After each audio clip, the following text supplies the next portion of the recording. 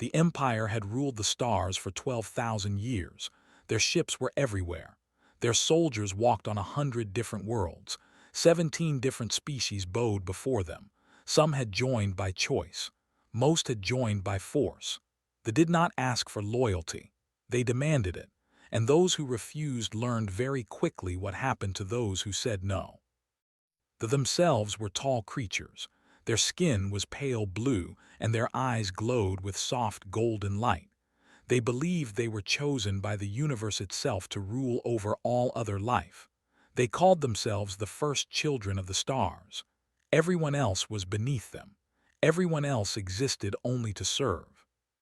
From their throne world of Prime, the Archon Council made laws that governed half the galaxy.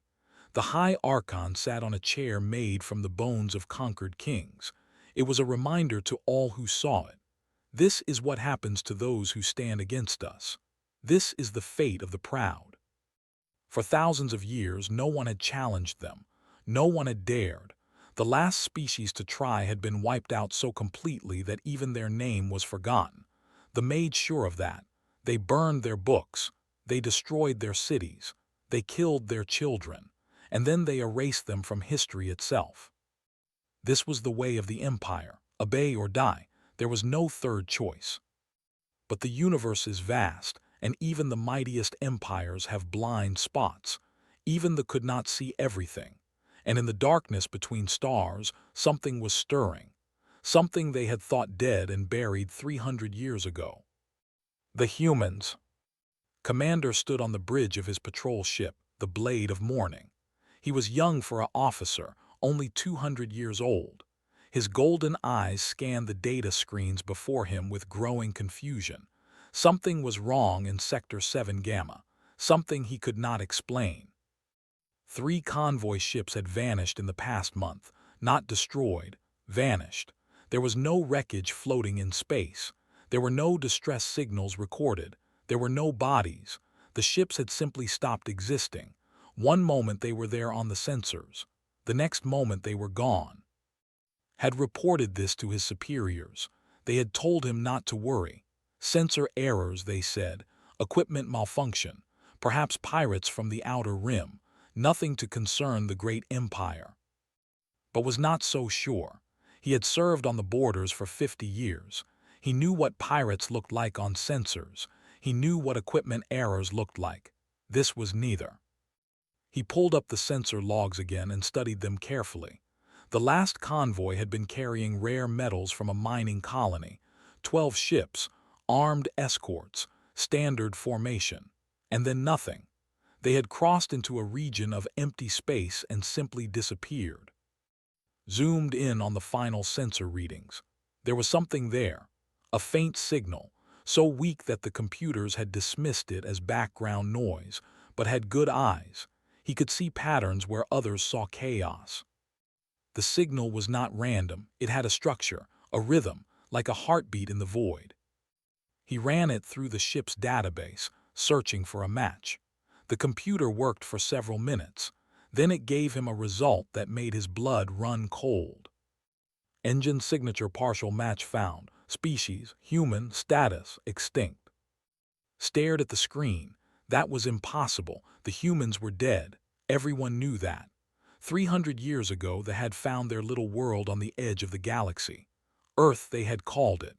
A small blue planet circling a small yellow sun. Nothing special, nothing important. But the humans had been different from other species. When they demanded their submission, they had refused. When they sent warships, they had fought back. Their weapons were primitive. Their ships were slow. They had no chance at all, but still they fought. The Archon Council had been amused at first, then annoyed, then angry. How dare these insects resist? How dare they not bow? The order came down from Prime itself. Make an example of them. Show the galaxy what happens to those who refuse the Empire. The fleet had burned Earth from orbit. They had destroyed every city. They had boiled the oceans. They had cracked the continents. 7 billion humans died in a single day. Their colonies were found and destroyed one by one. Their stations were blown apart. Their ships were hunted down and vaporized. When it was over, nothing remained. The human species was declared extinct. Their name was removed from official records. They became a footnote in history, a minor entry in a file that no one ever read. They had forgotten them almost immediately. There were always more species to conquer, more worlds to claim, more slaves to break. But now was looking at sensor data that suggested the impossible. An engine signature that matched human technology, not exactly the same, modified, improved, but the base pattern was unmistakable. He reported his findings to the Archon Council. He sent the data. He explained his concerns. He asked for reinforcements. The response came 3 days later. It was short and dismissive. Sensor error confirmed. No further investigation required. Return to standard patrol routes. Read the message twice. Then he read it again. They were not listening. They did not want to listen. The great empire could not accept that something had escaped them. It was unthinkable. It was impossible. Therefore, it must be a mistake. But knew what he had seen. He knew what the data showed. Something was out there in the dark. Something that did not want to be found. Something that was watching and waiting. He filed the response and returned to his patrol. But he did not forget. He could not forget. The feeling of dread stayed with him like a cold hand on his shoulder. 3 weeks later, another convoy vanished. This one was larger. 20 ships carrying supplies to a border colony. Military-grade escorts. The best sensors in the fleet. They disappeared without a trace. Was not surprised. He had expected this. He had known it was coming. But the Archon Council still refused to listen. They blamed the local commanders for incompetence. They blamed the convoy captains for carelessness. They blamed everyone except themselves. The universe did not care about their blame. The vanishings continued. Far away from the patrol routes and the border stations, deep in the empty space between galaxies, a great fleet was gathering. Thousands of ships hung in the darkness like sleeping predators. They made no signals. They used no lights. They waited in perfect silence, invisible to any sensor that might be searching for them. These ships were not beautiful. They were not elegant. They were built for one purpose only, and that purpose was war. Their hulls were thick and dark. Their weapons were hidden behind armored plates. Their engines were strange, using technology that no scientist had ever seen.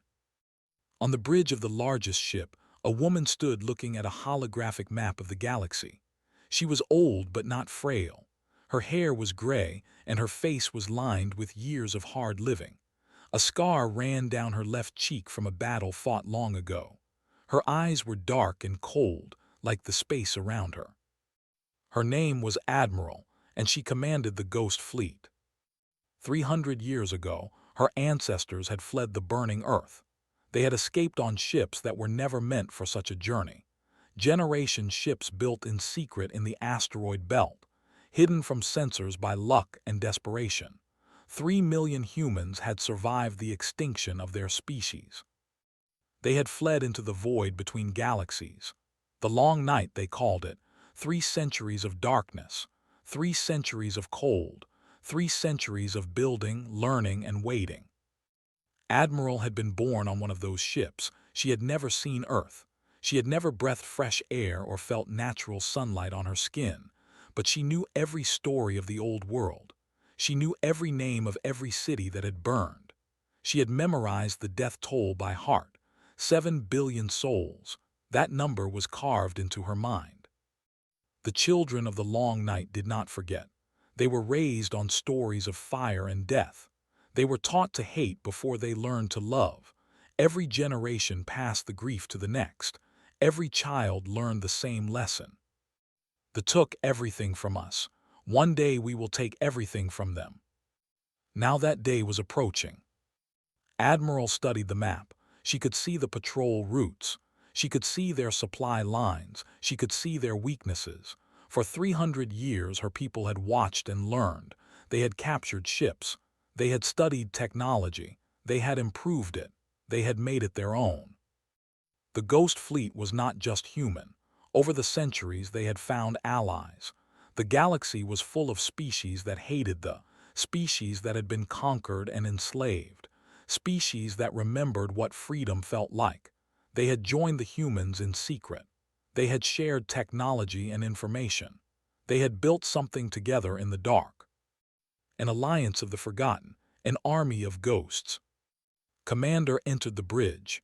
She was younger than the admiral, but her eyes held the same cold fire. She had risen through the ranks quickly. Her tactical mind was brilliant. Her hatred was pure. "The scouts have returned," she reported. "The convoy was taken without incident. No signals escaped. No survivors." Admiral nodded. "Good, what did we learn?" "Their encryption has changed slightly. Our specialists are updating our systems now. Also, we captured some interesting cargo, new weapons heading for the border colonies. They are arming their frontier. They sense something is wrong. They suspect nothing. They are afraid of pirates and rebels. They cannot imagine we still exist. Their arrogance blinds them." The admiral allowed herself a small smile. It was not a warm smile. It was the smile of a hunter watching her prey walk into a trap.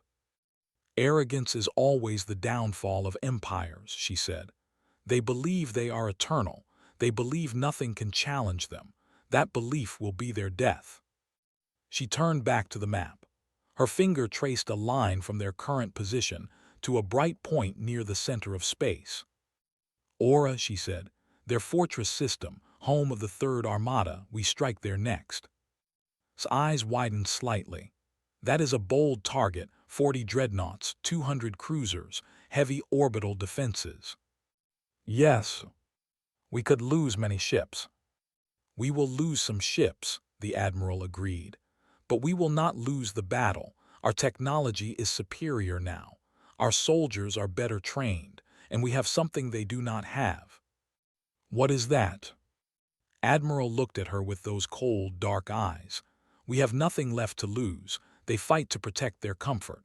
We fight because fighting is all we have left. There is no home to retreat to. There is no surrender that will save us. We win or we die. That is our strength." She pressed a button on the console. Throughout the fleet, alarms began to sound. Engines that had been silent for weeks began to warm up. Crews ran to their stations. Weapons systems came online.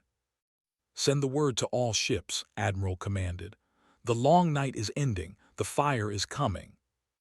The message spread through the fleet. On 1,000 bridges, captains repeated it to their crews. In 1,000 engine rooms, workers cheered and wept. In 1,000 barracks, soldiers checked their weapons and said prayers to gods they barely remembered. 300 years of waiting, 300 years of darkness, 300 years of hate. It was time. Back on the Blade of Morning, Commander received another report. This one was different from the others. This one carried weight. A high-ranking commander from the Border Patrol had gone missing. His entire squadron was gone. 20 ships vanished. Read the report with growing horror. This was not random anymore.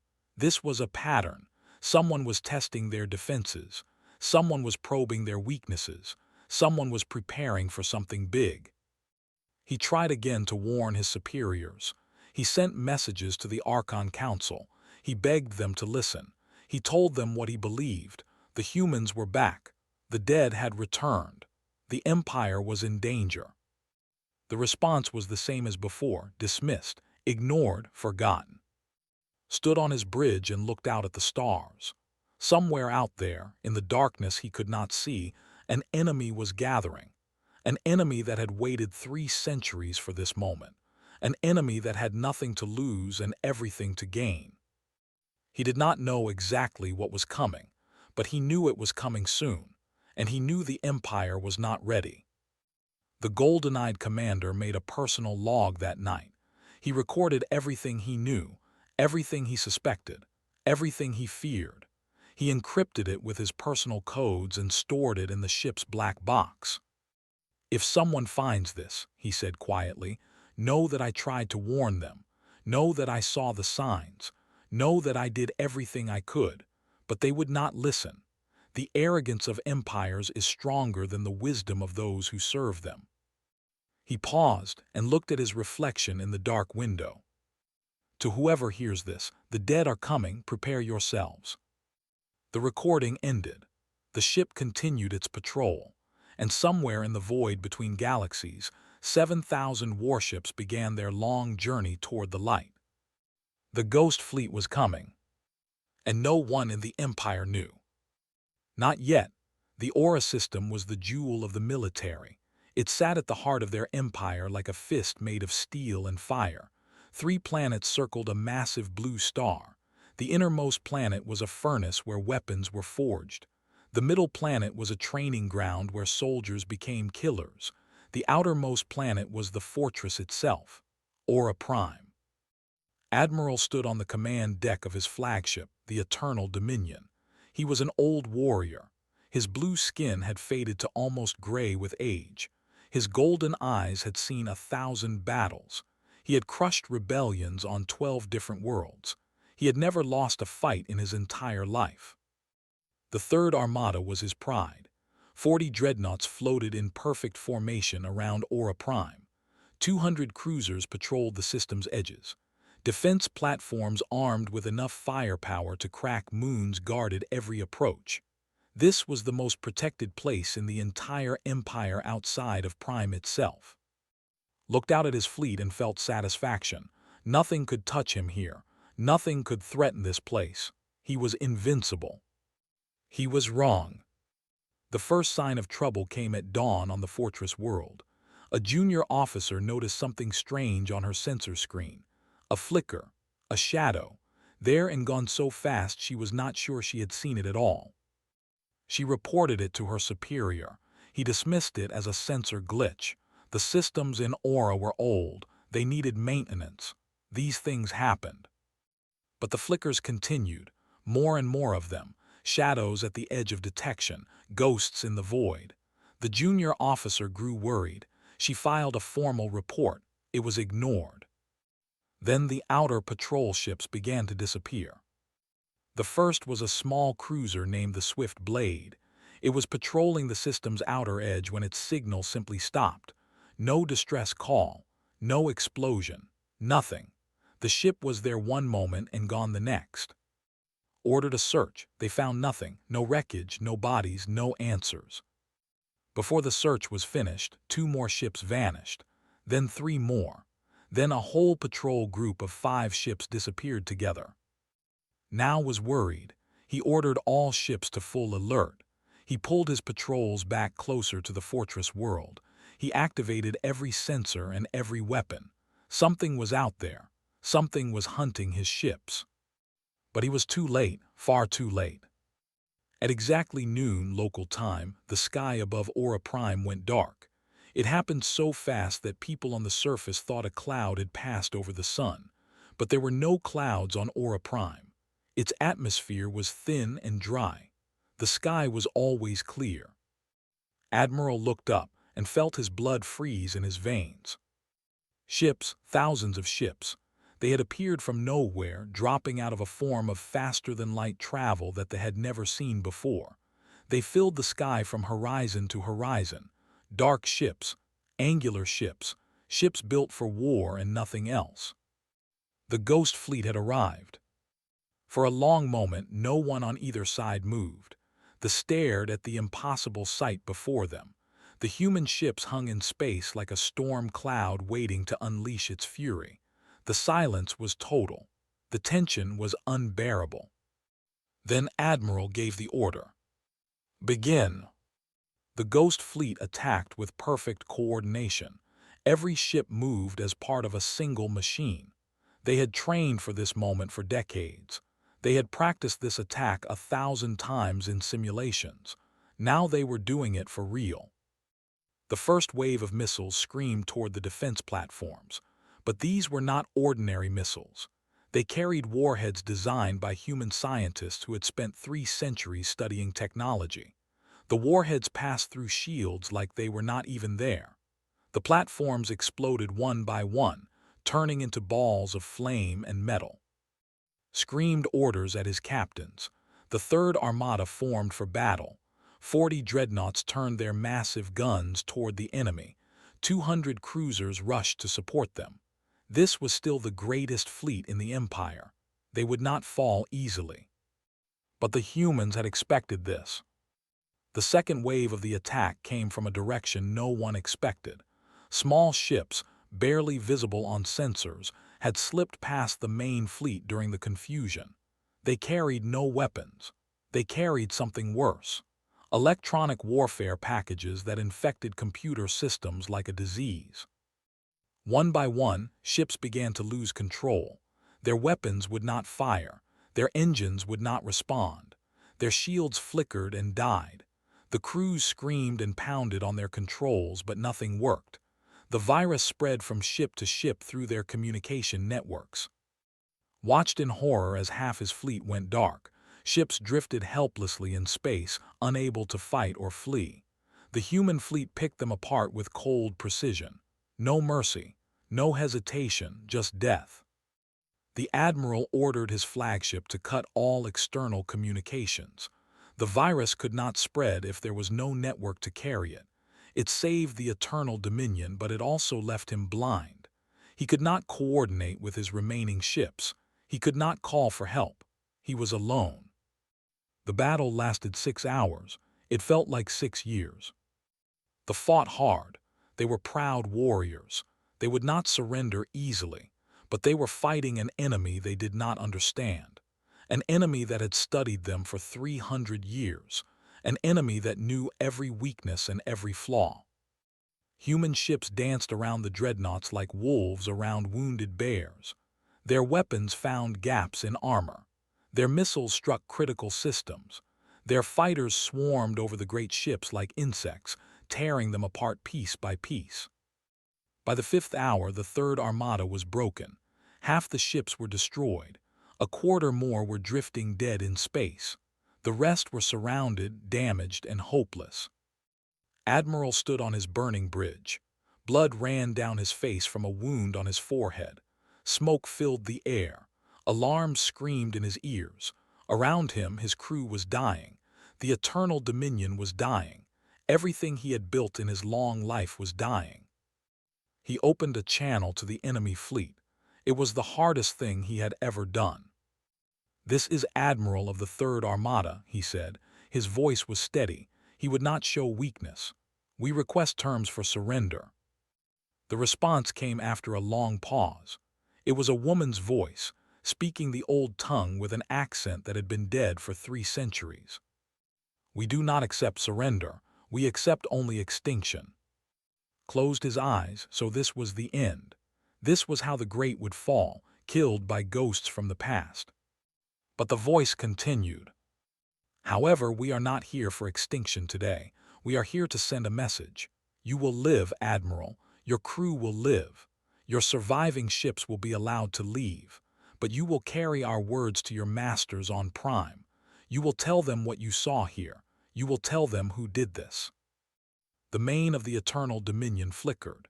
Static cleared to reveal a face. A human face.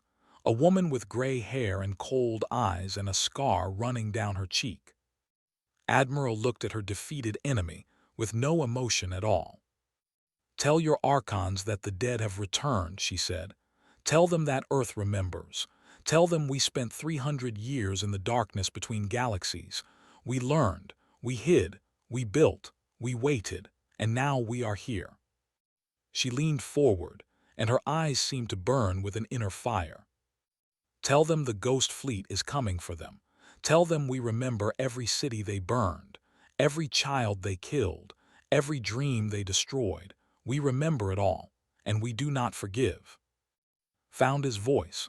"What do you want? Territory, resources, name your price. The Empire can negotiate."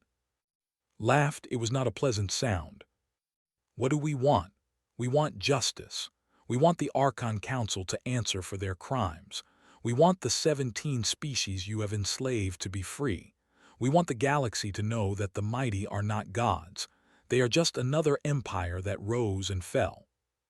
You cannot defeat the entire empire. We have 1,000 fleets."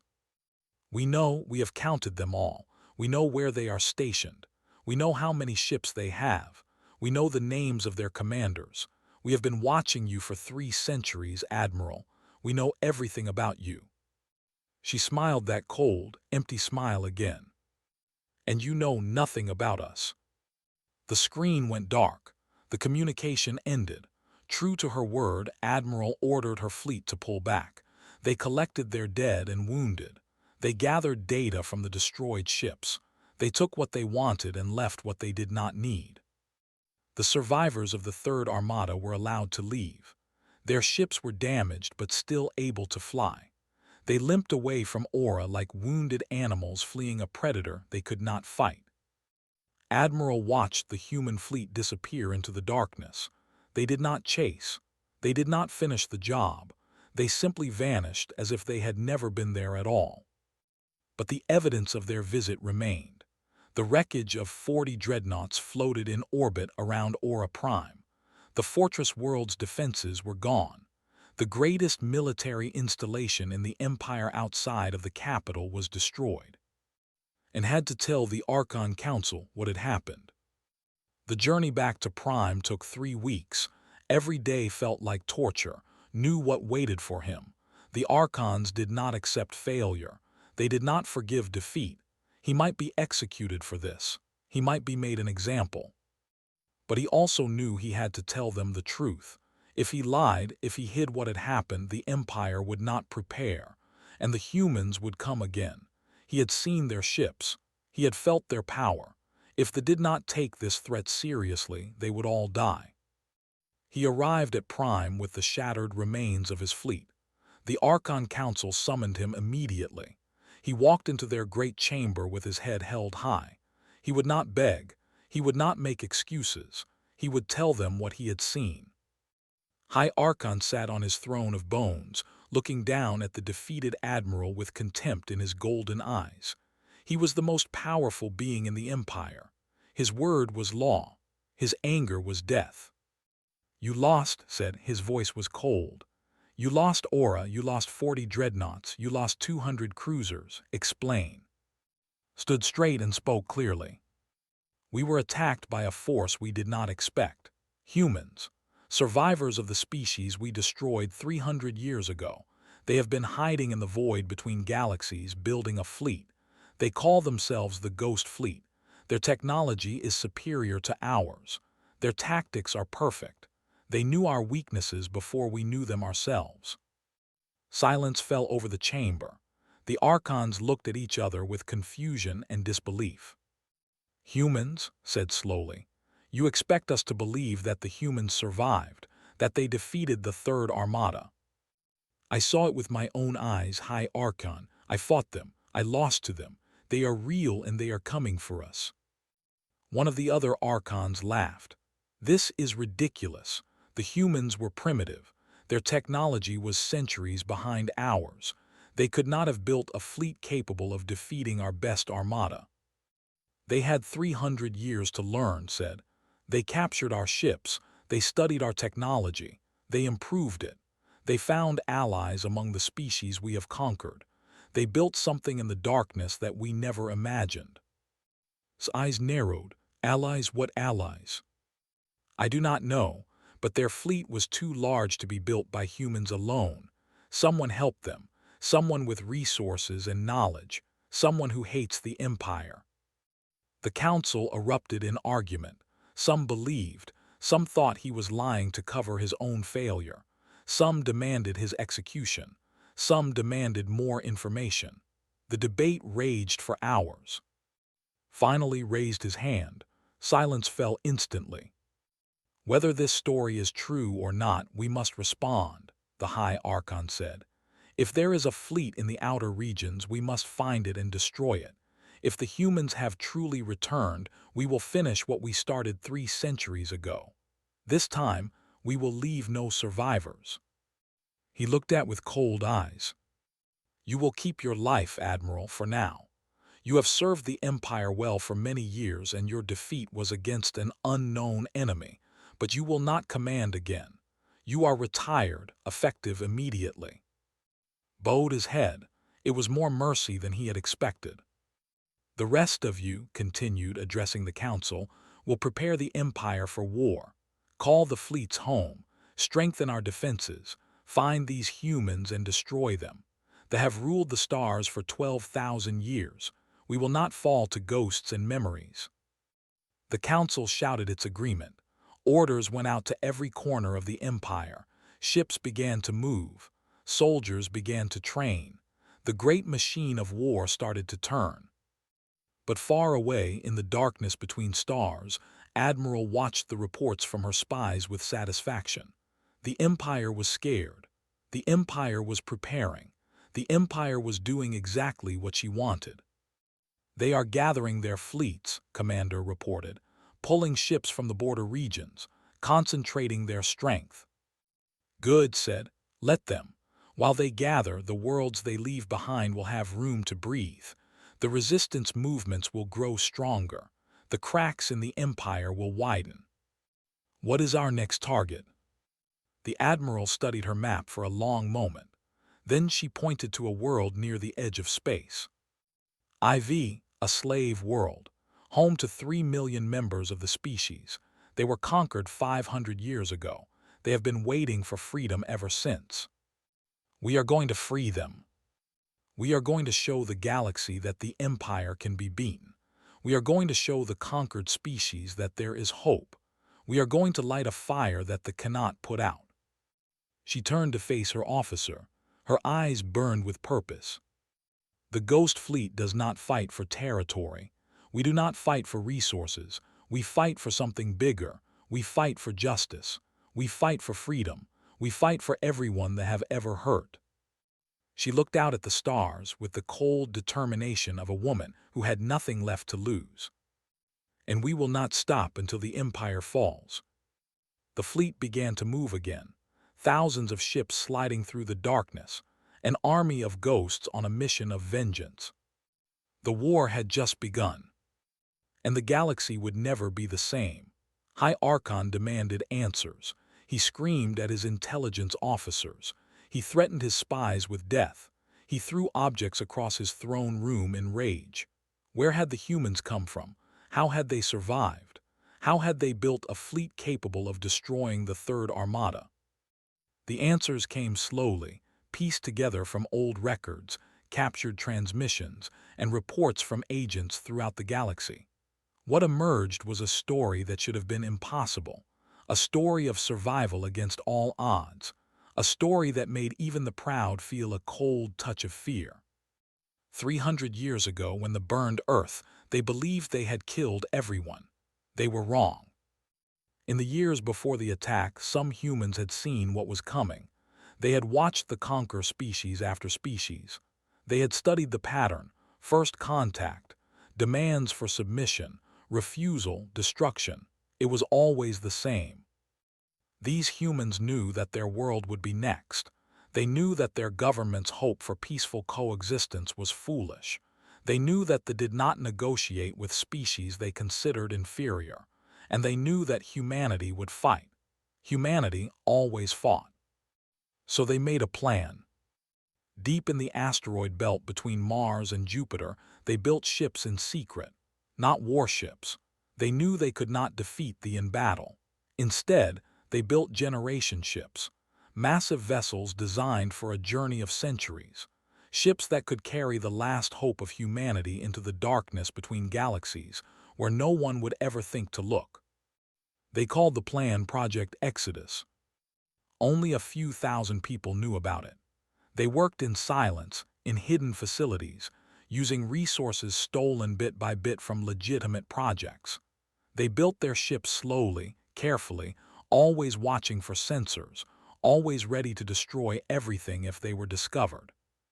When the attack came, it was faster than anyone expected. They did not warn. They did not negotiate. They simply arrived in orbit and began the burning. Earth died in a single day. 7 billion people turned to ash and smoke. But the Exodus ships were ready. 17 vessels launched from the asteroid belt in the chaos of Earth's death. They carried 3 million people. They carried DNA banks with samples from every species on Earth. They carried seed vaults with plants from every ecosystem. They carried libraries with every book ever written. They carried the memories of a world that no longer existed. They fled into the void, not into another part of the galaxy where they might find them. They flew straight out into the empty space between galaxies, into the long night. The first years were the hardest. The ships were overcrowded, resources were limited. Many people died from illness, from accidents, from despair. Some ships were lost to mechanical failures. Some were lost to collisions with debris. By the end of the first decade, only 12 ships remained, carrying 2 million survivors. But humans were stubborn creatures. They did not give up. They learned to make the ships work better. They improved the recycling systems. They developed new ways to grow food in the darkness. They built schools for their children and hospitals for their sick. They survived. Admiral's great-great-grandmother was named Maria. She was an engineer on one of the Exodus ships. She had been 30 years old when Earth burned. She had lost her husband, her parents, her siblings, and everyone she had ever known. But she had saved her daughter, and she had saved herself. Maria spent the rest of her life working to ensure that humanity would survive. She designed new systems. She trained new engineers. She wrote manuals that would be used for generations. And she told stories to her granddaughter about Earth, about blue skies and green grass, about oceans and mountains, about a world that had been taken from them. "Remember," she would say, holding the child's hands. "Remember who we are. Remember what they did to us. Remember that one day we will return." Every family on the Exodus ships told similar stories. The memories were passed down like sacred treasures. The grief became tradition.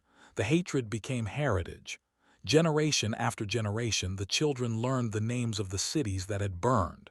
New York, London, Tokyo, Beijing, Cairo. They learned them like prayers. And they learned to hate them with a purity that burned brighter with each passing year. After 50 years in the void, the Exodus ships reached a region of space so far from anything that light itself seemed to grow dim. Here they stopped. Here they began to build. They had carried supplies for this purpose: mining equipment, factory modules, construction drones. They found rogue planets drifting between galaxies, worlds that had been thrown out of their home systems by gravitational events billions of years ago. Cold, dark worlds that no one had ever seen. On these worlds, humanity built its new home. They called it Haven. It was not one place but many. A dozen rogue planets spread across a region of space so empty that no sensor could ever detect them. On each world, the humans built cities under the ice. They built factories and shipyards and training facilities. They built everything they would need for the war that was coming. But they knew they could not fight alone. The Empire was too big. Its fleets were too many. Humanity needed allies. The first contact came by accident. A human scout ship, mapping the edges of the galaxy, detected another vessel. It was small and damaged, drifting without power. The humans investigated and found survivors, members of a species called the had been slaves of the for 500 years. This ship carried refugees who had tried to escape. Their journey had failed. Their engines had broken. They had been drifting for months, slowly dying. The humans saved them. They brought them to Haven. They healed their wounds. They gave them food and shelter. They were amazed. They had never met a species that helped strangers without demanding something in return. They certainly never had. The leader of the refugees was an old female named. She spoke with the human council and asked them why they had helped. "Because you needed help," the human leader said simply. "That is what we do. That is what we have always done." Was quiet for a long time. Then she told them about the Empire, about the 17 species that lived under rule, about the secret resistance movements that had been waiting for centuries for a chance to fight back, about the cracks in the foundation of the great machine. "You are not alone in your hatred," she said. "There are billions of us who dream of freedom. We have been waiting for someone to light the first spark." From that day forward, the alliance began to grow. Human agents disguised with advanced technology slipped into space. They made contact with resistance cells on a dozen worlds. They shared information. They shared hope. They spread the word that the humans had survived, that a fleet was building in the darkness, that one day the empire would fall. Not all species joined them. Some had been so thoroughly broken by that they could not imagine freedom. Some were too afraid to risk what little they had. Some had grown comfortable in their chains. But many did join. They whose people were slaves on 100 worlds. They whose planet had been stripped of resources and left to die. They whose leaders had been executed for refusing to bow. The Vex, whose children were taken to fight in wars. These species sent representatives to Haven. They brought technology and knowledge. They brought soldiers willing to die for freedom. They brought the anger of centuries of oppression. Together, they built the Ghost Fleet. It was not easy. The different species had different ways of doing things. They spoke different languages. They had different customs. Sometimes they argued. Sometimes they fought. But they always remembered what they had in common. They all hated and they all wanted revenge. Admiral was born 60 years before the fleet was ready. She was the great-great-granddaughter of Maria, the engineer who had helped build the Exodus ships. She grew up in the underground cities of Haven, never seeing a sun, never breathing natural air. But she knew exactly who she was and what she was meant to do.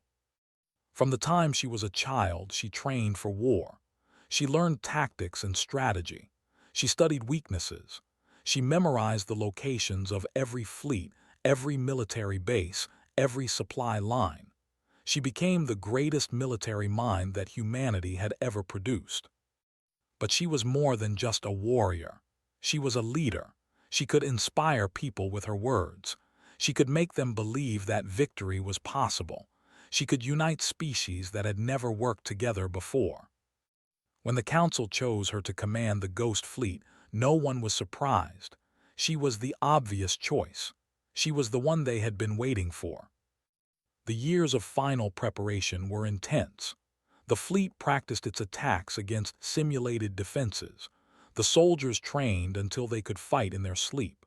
The spies gathered last-minute intelligence from every corner of the empire. And the humans made a decision about how they would fight this war. There were those who wanted to simply destroy. They had killed 7 billion humans. Why not kill 7 billion in return? Why not glass their worlds the way they had glassed Earth? Why not make them suffer as humanity had suffered? The debate was long and heated. The hatred was real. The desire for vengeance was overwhelming. But in the end, the Council chose a different path. "If we become like them, we have lost," an old human woman said. Her name was Ruth, and she was the oldest person on Haven, over 150 years old. She had been a child on one of the Exodus ships. She remembered Earth. "The killed without mercy because they believed they were superior," Ruth said. "They believed that other species were worthless. They believed that power gave them the right to destroy. If we believe the same things, we are no different from them." "They deserve to die," someone shouted from the crowd. "Some of them do," Ruth agreed. "The leaders, the generals, the ones who gave the orders, they deserve justice. But what about the ordinary, the farmers and teachers and children who had nothing to do with the decision to burn Earth? Are they guilty too?" No one answered. "We will fight," Ruth said. "We will win. We will tear down their empire and free their slaves, but we will not become monsters in the process. We will show the galaxy that there is another way. We will prove that humans are better than our enemies. That is how we honor the 7 billion. That is how we make their deaths mean something." The Council voted. It was close, but Ruth's position won. The Ghost Fleet would fight for justice, not extinction. They would target military installations, not civilian populations. They would offer mercy to those who surrendered. They would rebuild what they had destroyed. Admiral accepted the decision. Part of her wanted the pure destruction. Part of her wanted to watch Prime burn the way Earth had burned, but she understood why that path was wrong. "We carry the last memories of Earth," she told her officers. "The last records of what humanity was before the fire. We were builders and dreamers, teachers and healers. We were not perfect, but we were good. If we throw all of that away for revenge, then the really did kill us. The best parts of us will be gone forever." She looked at the faces around her. Human faces, and Envex faces, all of them united by loss and hope. "We will defeat the Empire. We will free the galaxy. And when it is over, we will show them what we can be. Not destroyers, not conquerors, something better." The fleet agreed. The plan was set. And then the day finally came. 300 years after the burning of Earth, the Ghost Fleet launched its first attack. The Battle of Aura was just the beginning. After that came IV, where 3 million slaves were freed. Then came Prime, where the resistance rose up and overthrew their governors. Then came a dozen other worlds, then 100. The Empire tried to fight back. They sent fleet after fleet against the Ghost Fleet. But the humans had spent 3 centuries preparing for this. They knew every tactic they would use. They had countermeasures for every weapon. They moved through space like ghosts, striking without warning and disappearing before the enemy could respond. And everywhere they went, they left something behind. Hope. The conquered species saw that they could be beaten. They saw that freedom was possible. They rose up in rebellion on world after world. The Empire began to crack. High Archon raged against the tide, but there was nothing he could do. Every fleet he sent was defeated. Every plan he made was anticipated. It was as if the humans could read his mind. In truth, they had something almost as good. 300 years of intelligence gathering, spies in every corner of the Empire, allies in every species. The Ghost Fleet knew what they were planning before they themselves did. "How are they doing this?" screamed at his advisors. "How do they know our every move?" No one had an answer. In her command ship, Admiral watched the reports come in. Victory after victory, freedom after freedom. The Empire was falling faster than she had dared to hope. But she knew the hardest battle was still to come. The final battle, the battle for Prime itself. The heart of the Empire, the home of the Archon Council, the place where the decision had been made to burn Earth. She looked at the map showing the throne world. Soon, she would face the beings who had destroyed her ancestors. Soon, she would have her chance for justice. "Prepare the fleet," she ordered. "We move on Prime in 1 week." The final act was about to begin. And the galaxy held its breath. Prime was the most beautiful world in the Empire. Its continents were covered with cities of crystal and gold. Its oceans were clean and blue. Its skies were filled with flying vehicles that moved like birds between towering spires. 4 billion lived there, surrounded by luxury that most species in the galaxy could not imagine. The palace of the Archon Council sat at the center of the largest continent. It was enormous, covering an area larger than some small countries on old Earth. Its walls were made of white stone that glowed in the sunlight. Its towers reached toward the sky like fingers trying to touch the heavens. Its halls were filled with treasures stolen from 1,000 conquered worlds. This was the heart of the Empire. This was where the decisions were made. This was where 12,000 years of rule had been directed. And now it was surrounded. The Ghost Fleet arrived without warning. One moment the skies above Prime were clear. The next moment they were dark with ships. 7,000 warships hung in orbit around the throne world, blocking out the sun itself. The people in the streets looked up and screamed. They had heard stories about what happened to Aura. They had heard about the worlds that had fallen to the ghost ships, but they had never believed it could happen here. Prime was protected by the greatest defenses in the galaxy. Prime was untouchable. Prime was now a cage. High Archon stood in his throne room, staring at the images on the screens around him. Ships, so many ships, more than he had ever seen in one place. They surrounded his world like a net around a fish. "Where are our fleets?" he demanded. "Where are our defenders?" His advisors looked at each other nervously. No one wanted to be the one to answer. Finally, the Minister of War spoke. "Gone, High Archon, destroyed or captured. The Ghost Fleet has been eliminating them one by one for months, we thought. We thought they would attack the outer worlds first. We thought we had time." "You thought wrong." "Yes, High Archon."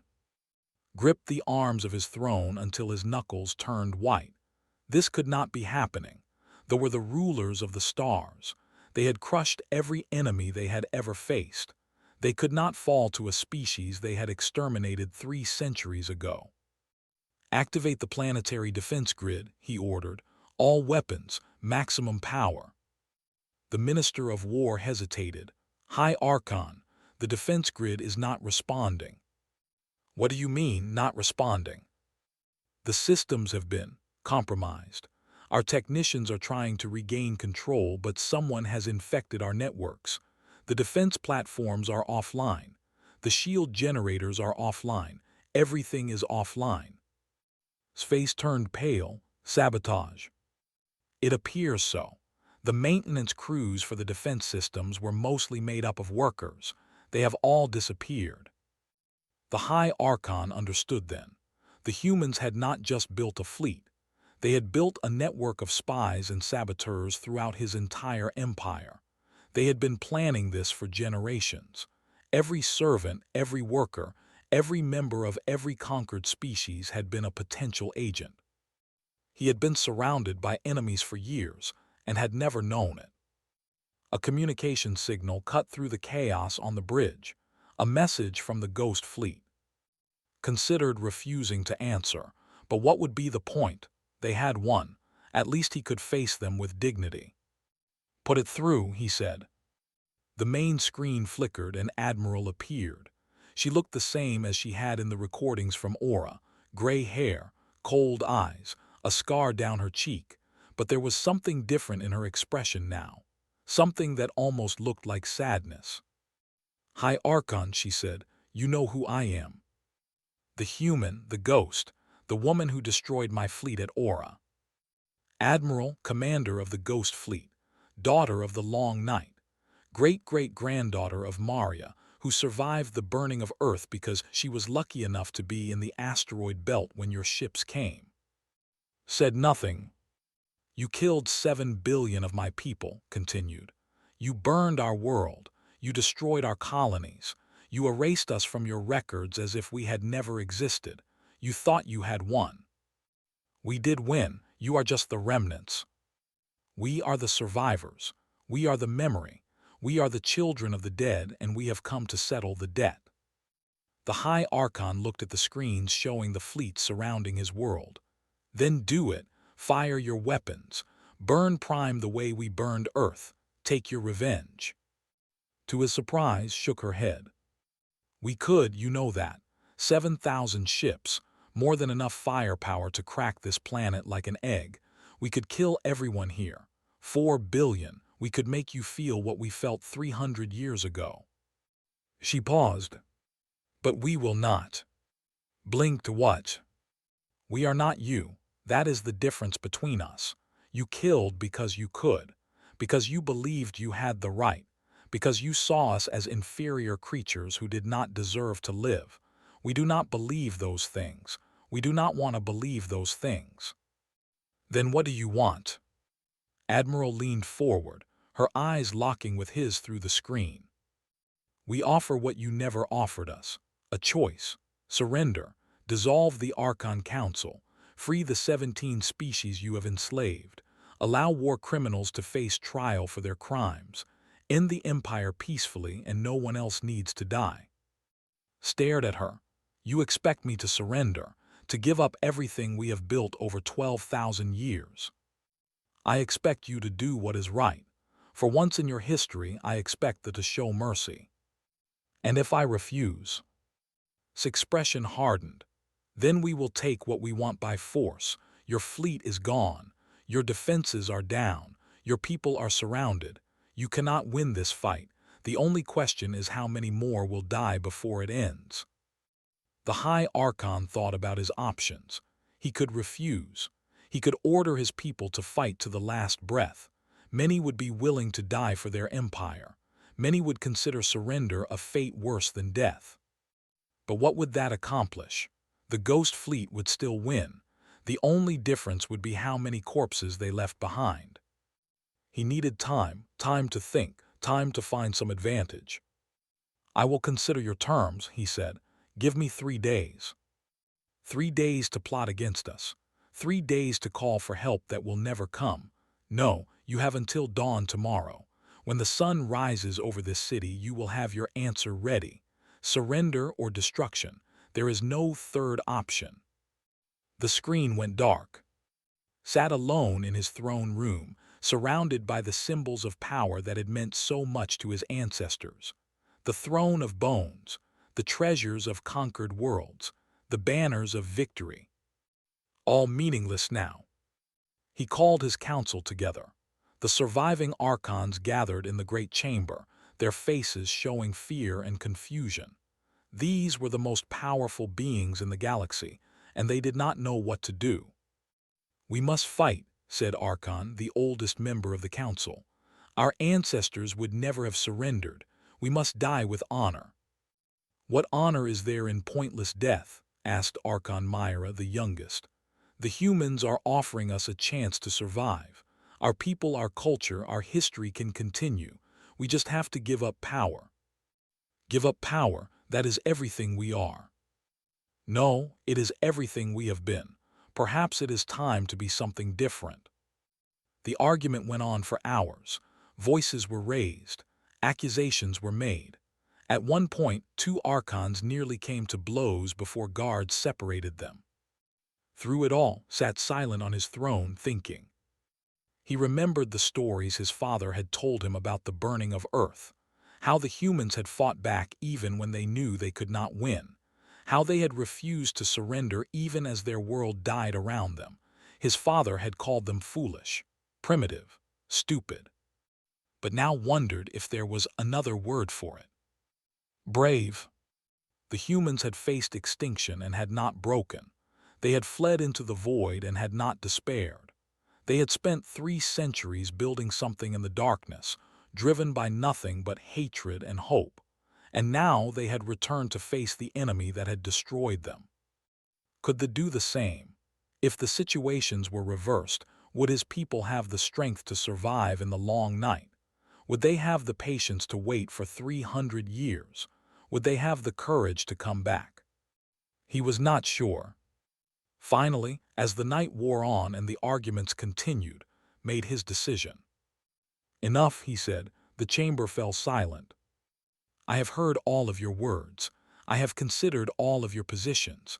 Now I will tell you what we will do." He stood from his throne and walked to the great window that overlooked the city. In the sky above, human ships hung like a crown of darkness around his world. "We will not surrender." Several archons cheered, others looked horrified. "But we will not fight stupidly either. I have a plan. The humans think they have won. They think their defenses are perfect, but I know something they do not know."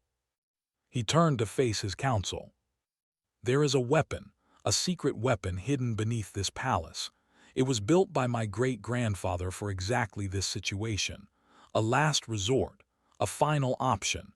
It can destroy anything in orbit around our world, every ship, every station, everything." The Archon stared at him in shock. "Why was I never told of this?" demanded Archon. "Because it was a secret known only to the High Archons, and because using it will also destroy everything on our own moon. 30 million live there. They will all die." Silence filled the chamber. "But the Ghost Fleet will also die. The humans will be destroyed. Their allies will scatter, and the Empire will survive, wounded but alive." Archon Myra's face was pale. "You would kill 30 million of our own people to win this war." "I would kill 30 million to save 4 billion. It is mathematics, nothing more." walked toward a hidden panel in the wall. At dawn, when the humans expect our answer, they will receive it, in fire and death. This is how they end their wars. This is how we have always ended our wars. He pressed his hand against the panel. It scanned his palm and clicked open, revealing a hidden control room beyond. But as he stepped toward it, alarms began to sound throughout the palace. Guards rushed in, their faces showing panic. High Archon, a human ship. It has breached our outer defenses. Froze what how? It is small, a single-person vessel. Our remaining sensors barely detected it. The pilot is heading for the palace. On the screens, they could see it now. A tiny shuttle, barely more than a cockpit with wings, diving through the atmosphere toward the capital city. Defensive guns tried to track it, but the pilot was too fast, too skilled. The shuttle twisted and spun, dodging fire that would have destroyed any ordinary vessel. Watched with growing horror as the shuttle approached his palace. If they knew about his plan, if they knew about the secret weapon. "Stop that ship," he screamed. "Bring it down." But it was too late. The shuttle crashed through a window on the upper floor of the palace. The impact threw against a wall. Glass rained down around him. Smoke filled the air. When he could see again, a figure was standing in the ruins of the window. A human, young, with dark skin and bright eyes. He wore a flight suit marked with the symbols of the Ghost Fleet. In his hand was a weapon pointed directly at the High Archon. "Going somewhere?" the human asked. Looked at the open panel behind him. So close. The secret weapon was so close. "Who are you?" "Lieutenant Al, my great-great-grandmother was a schoolteacher in Cairo. Do you know what Cairo was? A city in Egypt, Africa, Earth. She died when your ships came. She had 30 children in her classroom that day. They all died too." Said nothing. I grew up hearing that story. Every child in the fleet grew up hearing stories like that. We know the names of the dead, all 7 billion of them. We carry them with us. The young pilot took a step forward. His weapon never wavered. "Admiral wants you alive. She wants you to face trial. She wants the galaxy to see that even tyrants must answer for their crimes. Me? I would rather put a hole through your head and call it justice." Felt real fear for the first time in his life. This human was not afraid of him. This human did not see him as a god or a ruler. This human saw him as the man who had killed his family. "But I am a soldier," continued, "and soldiers follow orders. So here is what is going to happen. You are going to step away from that panel. You are going to tell your guards to stand down, and you are going to come with me. And if I refuse, then I will not kill you, but I will make sure you never walk again. Your choice." Looked at the young human, at the weapon in his hand, at the cold certainty in his eyes. He stepped away from the panel. By dawn, it was over. The Archon Council surrendered. Their weapons were taken. Their guards were disarmed. The secret weapon was dismantled. High Archon was placed under arrest, along with the other Archons who had been directly involved in the burning of Earth. Admiral stood in the great throne room of Prime, looking at the seat where tyrants had ruled for 12,000 years. She did not sit in it. She had no desire to. Commander entered with a report. "The surrender is complete. All military forces have stood down. The slave populations on all worlds have been informed that they are free. Celebrations are starting across the galaxy." Nodded slowly, and the civilians? "Scared but unharmed.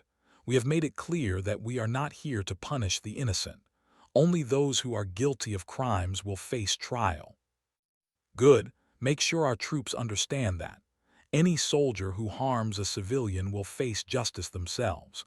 We did not come here to become what we fought against." Saluted and left. Admiral walked to the great window and looked out at the city below. In the sky, human ships still circled. On the streets, citizens were emerging from their homes, uncertain what the future would hold. She thought about all the years of waiting, all the planning, all the sacrifices, the long night was finally over. But the hardest part, she knew, was just beginning. The war was won. Now they had to win the peace. The trials lasted for 3 years. Courts were established on neutral worlds, far from both Prime and the ruins where Earth had once orbited. Judges came from every species that had suffered under the Empire. Humans, Vex, others whose names had been forgotten but whose pain was still fresh. High Archon was the first to face justice. He stood before the court in simple gray clothing. No throne, no robes of power, no guards to protect him, just an old male facing the consequences of his actions. The charges were read: crimes against sentient beings, genocide, slavery, torture, mass murder. The list went on for 3 hours. Every terrible thing the Empire had done during his rule was laid out for the galaxy to see. Did not deny any of it. "I did what I believed was right for my people," he said when asked to speak. "They built the greatest civilization the galaxy has ever known. We brought order to chaos. We brought peace to war. Everything I did was for the good of the Empire." The chief judge, a female named, looked at him with ancient eyes. She had been born a slave. She had spent 60 years working in mines before the liberation. "You speak of peace," she said. "They have a word for your kind of peace. It translates roughly as the silence of the grave. Is that the peace you are proud of? The peace that comes when everyone who might disagree with you is dead?" Had no answer. The trial continued. Witnesses came forward. Survivors of the burning of Earth who had been children on the Exodus ships, former slaves who bore scars on their bodies and deeper scars on their souls, soldiers who had been forced to fight in wars against their own people. The evidence was overwhelming. In the end, the verdict was guilty on all counts. The sentence was death. But Admiral made a request to the court. She asked that the sentence be changed, not to freedom, not to a short prison term, but to something else. "Let him live," she said. "Let him live among the species he once ruled. Let him work alongside them. Let him see what they have become without his empire crushing them. Let him understand what he destroyed." The court considered her request. After 3 days of debate, they agreed. Was not executed. Instead, he was stripped of everything: his title, his wealth, his status. He was sent to a small colony on the edge of what had been his empire, a world populated by former slaves who were building a new society. He would live among them. He would work with his hands like they did. He would eat the same food and sleep in the same simple homes. And he would watch as the people he had once considered inferior created something beautiful. Many said it was a punishment than death, never spoke about it.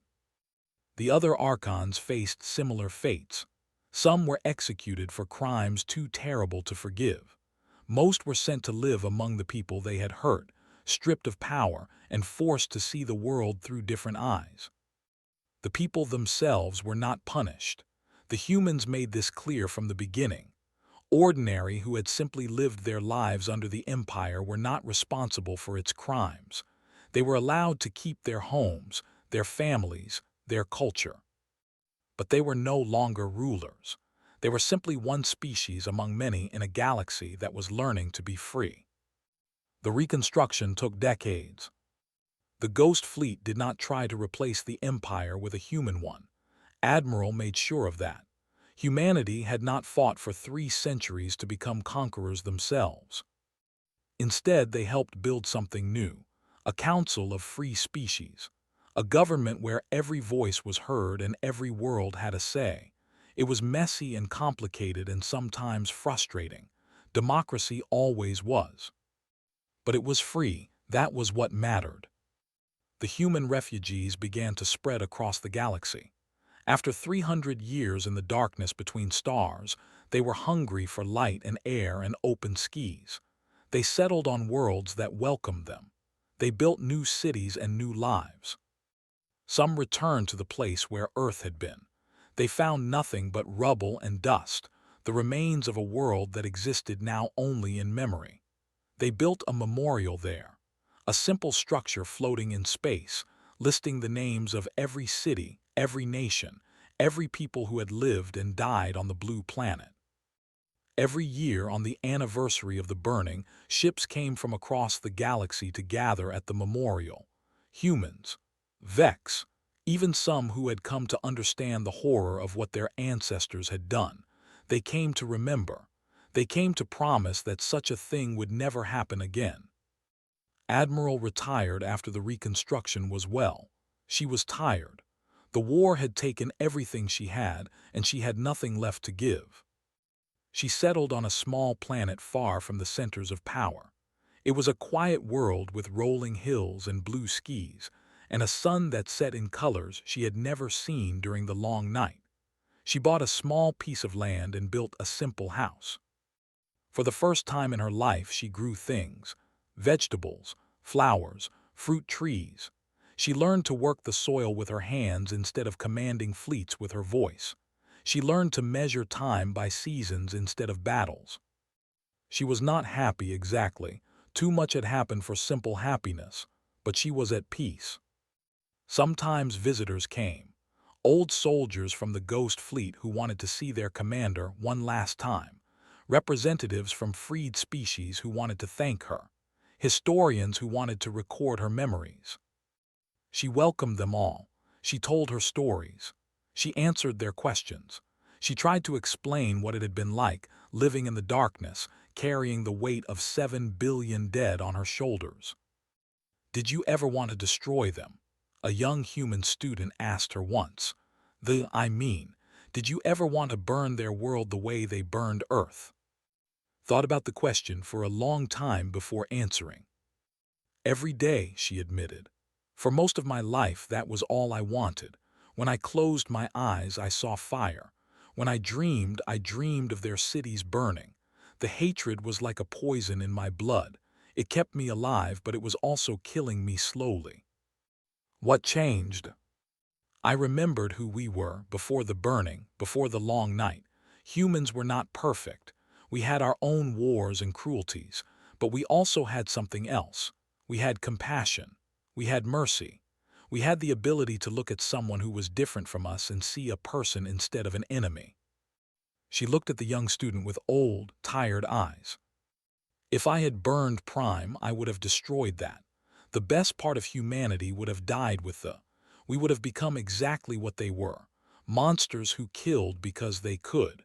Tyrants who believed their power gave them the right. But they deserved it. They killed 7 billion people. Some of them deserved it, yes, and they faced justice.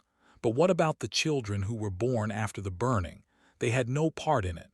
What about the farmers and teachers and artists who just lived their lives? Were they guilty too?"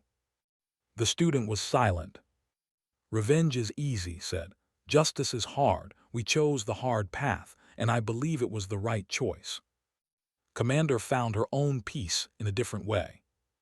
After the war, she opened a school on one of the freed worlds, a school for war orphans of every species, human children who had lost parents in the long night, children who had been born into slavery, children whose families had been killed in the fighting, and Vex children who had no one left to care for them. She brought them all together under one roof. She taught them to read and write. She taught them history and science and mathematics. She taught them that the universe was bigger than their pain, that the future could be better than the past. The scar on her face, the one she had earned in the Battle of Aura, never faded, but the coldness in her eyes slowly warmed as she watched her students grow. "What do you want to be when you grow up?" she asked them one day. The answers were different for each child: a doctor, an engineer, a pilot, an artist, a farmer, a teacher. None of them said soldier. Smiled for the first time in years. Lieutenant Al, the pilot who had captured High Archon, became something unexpected: a diplomat. He had spent his whole life training for war. He had been good at it. But when the war ended, he discovered that he was good at something else too: talking, listening, understanding. The new Galactic Council needed people who could bridge the gaps between species, people who could help former enemies learn to live together, had the perfect background for it. He had been raised on stories of hatred, but he had chosen not to let that hatred control him. He spent decades traveling between worlds, solving disputes, building connections. He helped the integrate into the new order. He helped the freed slaves find their place in a galaxy that had changed faster than anyone could understand. When people asked him why he did it, he always gave the same answer. My great-great-grandmother was a teacher. She died trying to protect her students when they came. She could not save them, but she tried. She spent her last moments thinking about other people instead of herself. He would pause then, looking at the person who had asked. I like to think she would be proud of what I am doing, building instead of destroying, helping instead of fighting. That is the legacy I want to leave. 50 years after the fall of the Empire, a young named visited Admiral. He was the grandson of Commander, the patrol officer who had first detected the Ghost Fleet, had survived the war and had spent his remaining years trying to understand what had happened. He had died peacefully, still asking questions. Had inherited his grandfather's curiosity. He had studied human history. He had learned about Earth and the long night and the Ghost Fleet. He had come to understand, as much as any could, what his ancestors had done. Now he stood in the garden of Admiral's small farm, watching the old human woman tend her vegetables. May I ask you a question, Admiral? Looked up, her hair was white now, her face lined with age, but her eyes were still sharp. You may ask, I may not answer. Why did you show mercy? You could have destroyed us. You had every right. We killed your people. We burned your world. We erased you from history, and yet you let us live. You gave us a second chance. Why? Set down her gardening tools and sat on a nearby bench. She gestured for the young to sit beside her. I have been asked that question many times, she said. By humans, by other species, now by you. My answer has never changed. She looked up at the sky, at the sun that was setting in shades of orange and gold. Because we remembered who we were, before the fire, before the long night, before we became weapons. Who were you? Builders, dreamers, teachers, healers. We were a species that looked at the universe and wanted to understand it. We were a species that looked at strangers and wanted to help them. We were not perfect. We had our flaws, but there was something good in us, something worth saving. She turned to look at directly. When your ancestors burned Earth, they thought they were destroying us. They were wrong. They destroyed our world, yes. They killed our people, yes. But they could not kill what made us human. That survived. It survived in the ships that fled into the darkness. It survived in the children who were born in the long night. It survived in me. And you chose not to become like us. I chose to remember what we could be, not what we had been forced to become. The hatred was real. The desire for revenge was real. But they were not the whole of who we were. There was more to humanity than pain and anger. Was quiet for a long moment. Do you think we can change? Do you think we can become something better than what we were? Smiled. It was a tired smile, but it was warm. You are here, are you not? Asking these questions, trying to understand, that is a start. She reached out and patted his hand, a gesture of comfort that crossed the boundary between species. The universe is old, young one. It has seen countless empires rise and fall. It has seen species destroy themselves with their own hatred, but it has also seen miracles, species that learned from their mistakes, enemies that became friends, wounds that healed. She looked back at the sunset. The ruled through fear for 12,000 years. That is over now. What comes next is up to you, all of you. You can cling to the past or you can build something new. The choice is yours. Thought about her words. He thought about his grandfather who had tried to warn the empire and been ignored. He thought about all the who had been taught that they were superior, that other species existed only to serve them. He thought about how hard it would be to unlearn those lessons. But he also thought about the humans, about what they had endured, about what they had become. If they could survive the long night and choose mercy over destruction, perhaps they could change too. "Thank you, Admiral," he said, "for everything." Nodded and returned to her gardening. The stars came out one by one as night fell over the small farm. Somewhere up there, the ghost fleet still gathered every year at the memorial where Earth had been. They remembered the dead. They honored the past. And they looked toward the future with something that had survived even 3 centuries of darkness. Hoping. The universe turned as it always had. Species were born and died. Empires rose and fell.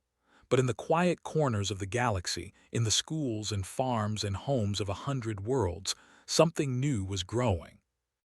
A civilization built not on conquest but on cooperation, not on fear but on trust, not on the silence of graves but on the voices of the living. It was not perfect, it never would be, but it was free, and it was good. Admiral finished her work as the last light faded from the sky.